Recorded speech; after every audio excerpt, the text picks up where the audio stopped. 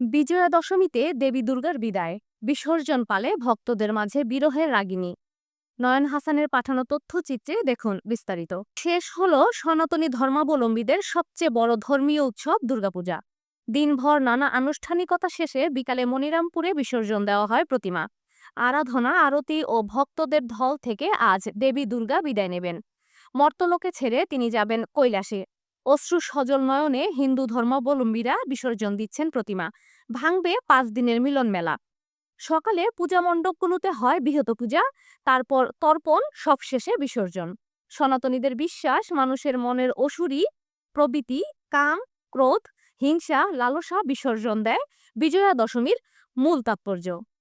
সকাল 10টার মধ্যে বিহিত পূজা এবং পূজা শেষে তর্পণ বিসর্জন করা হয়। দেবী দুর্গার বিদায়ের আগে দেবীর পায়ে সিঁদুর দিয়ে একে অন্যের সিঁদুর পরিয়ে সিঁদুর খেলায় মেতে ওঠেন সনাতন ধর্মের নারীরা। খেদাপাড়া ধাম দুর্গা মন্দিরের সভাপতি সুব্রত কুমার চক্রবর্তী বলেন, বিগত বছরগুলোর তুলনায় এবারে নিরাপত্তা সর্বোচ্চ পর্যায়ে ছিল। মনিরামপুর কাঁচাবাজার দুর্গা মন্দিরের সভাপতি প্রতাপ কুণ্ড বলেন, সর্বোচ্চ নিরাপত্তা পূজা মন্দিরগুলোতে। বাংলাদেশে কোনো সংখ্যালঘু নেই, আমরা সবাই এক ও অভিন্ন। আমরা সবাই বাংলাদেশি ও বাঙালি। জলক রোহিতা দুর্গা মন্দিরের সভাপতি, সাধারণ সম্পাদক ও ভক্তরা বলেন একই কথা।